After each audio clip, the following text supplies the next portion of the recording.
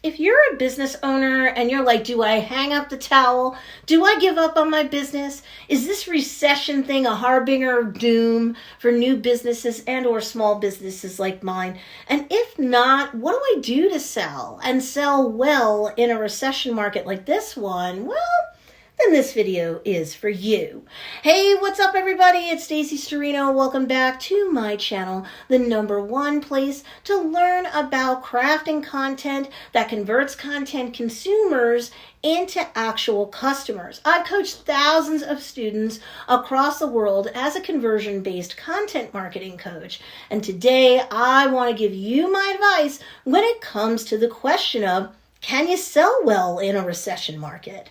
But before we get started, if you want this video to be served out to more people to help them out of a negative spot too, then be sure to hit that like button and subscribe to get the help that entrepreneurs like you need to succeed with content marketing that drives traffic to your business so that you can do more business. So look, to pull off selling in a recession market, you've got to be brave and intentional. Look, clearly, if you do nothing to push your business forward or to keep moving your business forward because you've already convinced yourself that a recession equals the kiss of death for your business, if you do not try, you get a guaranteed outcome of 0. You have to be intentional and persistently and consistently market on behalf of your business. If you don't market, you will not sell. And for a lot of people, that's the crux of the problem. They freeze up, they feel badly, like they're being tasteless and pushy, marketing their offerings during a recession. But here's the thing, if you feel badly about selling, you won't sell. And if you don't sell, you've got the guaranteed outcome of 0. If you market timidly and barely at all, you're not likely going to have great results either. Kind of seems like common sense. But it's a recession, Stacey, you say. How can I sell when people are losing their jobs and or interest rates are going up? Won't everyone stop spending money on anything other than what they need to survive? How can my business succeed? Look, I remember people making a very similar argument back in 2020, and they thought that what was going on at the time, especially when millions of people were out of work all simultaneously in the United States alone, well, they thought that no one would buy. Everyone would be scared. Everyone would sit on their money.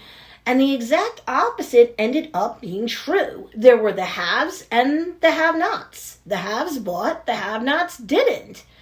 If nothing else, a lot of entrepreneurs who were very intentional about their marketing, did their marketing persistently and consistently, and bravely built up communities that they cared for and responded to, well, those entrepreneurs sold a great deal. Many of my students, for example, made some of the best money they'd ever seen because while millions of Americans alone lost their jobs, tens of millions more did not lose their jobs at all. Not at all.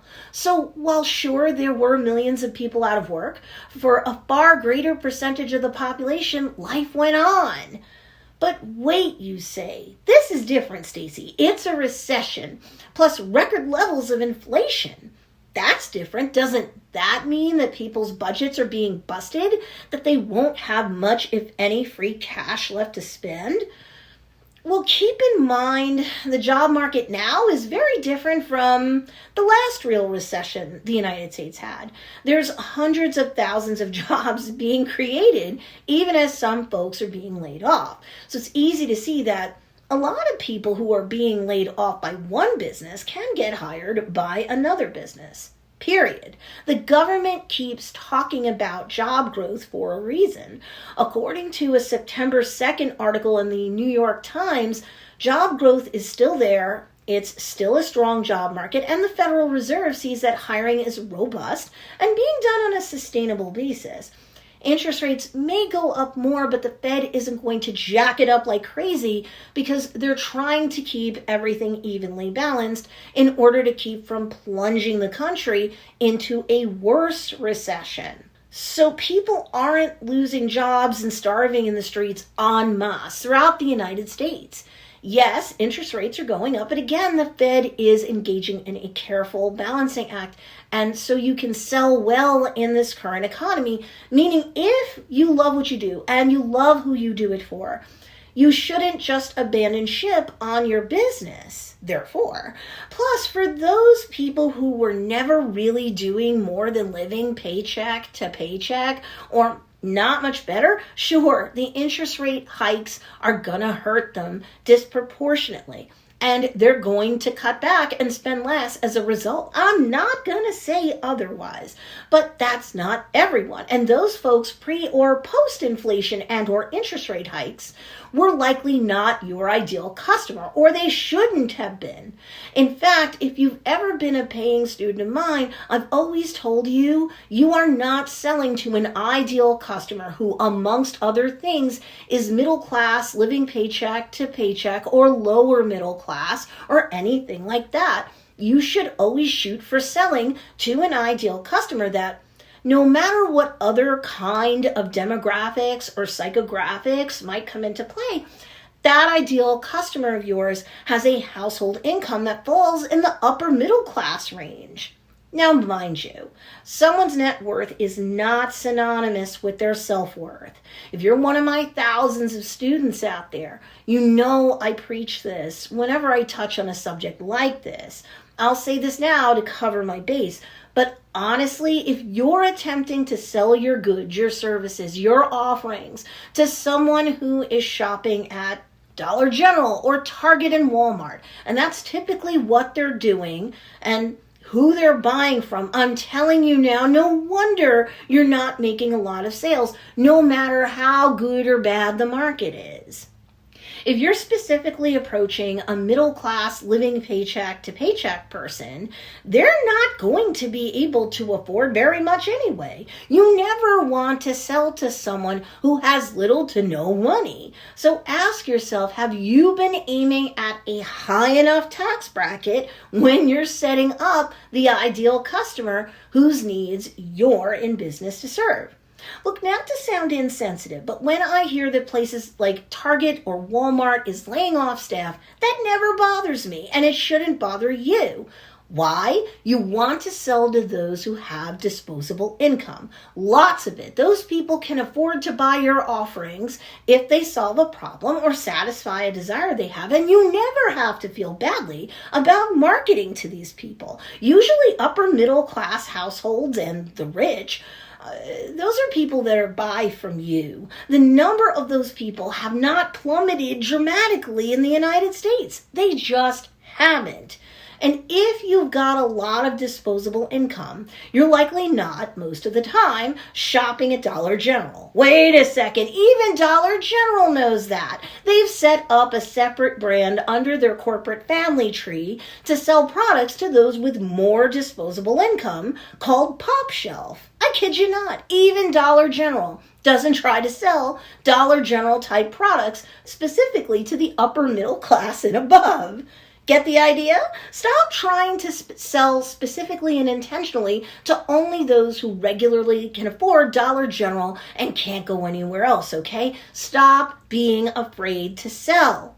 Here's another thing to think about. During the Great Depression, 60% of people were considered poor by the government. That's the worst the United States has ever seen poverty. But you know what? That meant that 40% of the population were not poor. They had disposable income and they shopped, bought, and were consistent consumers of nearly anything around. And the rich, you know, that top tax bracket in America, the rich remained 10% of the population, even in the Great Depression. Seriously.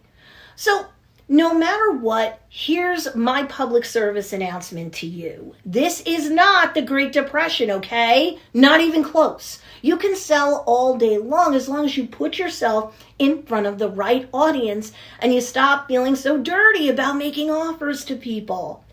Currently, if a household income is over $106,000, they're considered upper middle class. Most of my students tell me that the average household income they're shooting for with respect to their ideal customer's household income is $100,000. So they're not far off the mark in terms of marketing to folks that have disposable income anyway. I tell them to aim a little higher and to otherwise stop wincing or shrinking back from selling, because obviously if they do that, they're just hamstringing themselves. And guess what? They make offers and they make sales. And the more offers they make, the more sales they tend to enjoy. Period. Even now, right now. So if you're selling something that will truly solve a problem that your ideal customer has and or satisfy a deeply held desire that they very much want to have fulfilled, guess what? They will find the money if they are upper middle class and above in terms of their average household income. It doesn't matter if they're paying more money for gas or food. They may not love that fact, but whatever, you've got leverage on them if they want and or really and truly need what you have. And if they had disposable income before, they very well still may have it now. Many of them. Stop with the lack mentality. You're talking yourself out of success. And if what you have will help your ideal customer out, well, you've got a moral obligation to make their lives better thanks to your offerings. Then everyone wins, right? You can sell well in a recession market. Your offerings have to be solid. You really should have some of your content marketing and or sales pages or checkout pages contain testimonials on them, or focus on customer testimonials themselves as content to prove your case that your offerings are superior to the competition's. Because if you've got leverage on your ideal customer and they have the financial capability, then you will win the sale. Want to know how to get that leverage on your ideal customer so that you make the sale? That's another topic for another video coming up on my channel. So now I do want to hear from you. Did this resonate with you? And if so, what action steps are you going to take to make another offer and to continue persistently and consistently marketing to your ideal customer in the current market? Well, go ahead, comment below. I do read your comments. And subscribe to this channel because I've got a bunch of playlists that will help you out otherwise as an entrepreneur as you market on behalf of your own business. And if you want more help in terms of distinguishing yourself from the crowd and increasing your trustworthiness in the eyes of your niche, I actually have a freebie for you to pick up called 10 Reasons Why You're Viewed as a Fake Guru and How to Gain Credibility and Customers Instead. And you can pick it up at don'tbeafakeguru.com. The link for you to score that freebie guide is in the show notes or the description down below. Okay, now you have my thoughts when it comes to the subject of how you can sell well in a recession market. Need more help? Be sure to check out these two awesome videos too, because they'll also teach you great content marketing strategies.